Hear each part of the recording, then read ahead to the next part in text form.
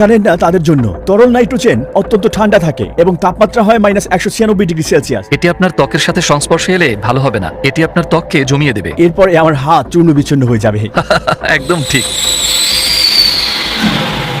এটা এতটাই তরল যে এটার সংস্পর্শে সবকিছুকে বরফ করে দিতে পারে। আমার অ্যারোজেল দিয়ে বানানো জ্যাকেটে তরল নাইট্রোজেন ব্যবহারের আগে আসুন পরীক্ষামূলকভাবে দেখি অ্যারোজেল ছাড়া কোনো কিছুতে এই তরল নাইট্রোজেন কি পরিমাণে ক্ষতি করতে পারে। তো এটি হচ্ছে ফ্রস্ট ইফেক্ট। তরল নাইট্রোজেন এবং মেঝের মধ্যে অনেক বড় তাপমাত্রার পার্থক্য রয়েছে, যে কারণে এটা শোষিত হতে পারছে না।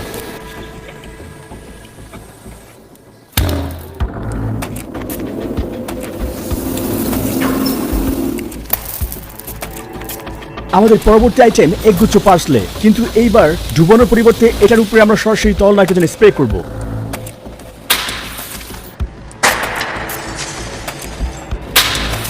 ও, এখন এটা আমি ভিতরে ডুবাবো। আমরা এখন দেখব তরল নাইট্রোজেন একটি পুরু এবং ঘন আইটেমের সাথে কি করতে পারে। ঠিক আছে, চলো এটা নিচে ফেলে দেই। 1 2 3। দারুণ। এটা আমার উপর প্রয়োগ করার আগে আমি তরল নাইট্রোজেনের ভিতরে কিছু মুরগির টুকরো রাখবো। এটা দেখতে যে আসল মাংস এবং হাড়ের উপর এটা কি প্রভাব ফেলে। এবং আমরা দেখতে যাচ্ছি কি ঘটেছে। ওয়াও,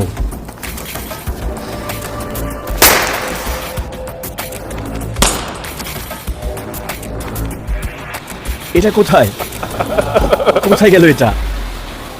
এমনকি হাড়গুলো ভেঙে গিয়েছে।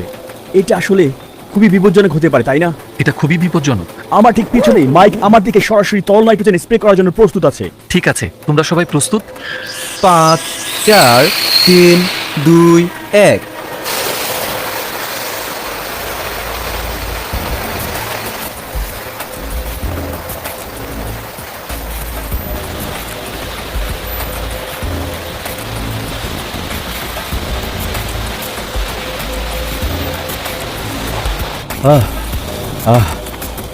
দারুণ। আমি অনুভব করতে পারছি না, শুধুমাত্র প্যান্টের উপর অনুভব করছি, কারণ এখানে কিছু বিন্দু পড়েছে, কিন্তু এটা ঠিক আছে। কিন্তু শরীরের উপরিভাগে কিছু অনুভব করছি না।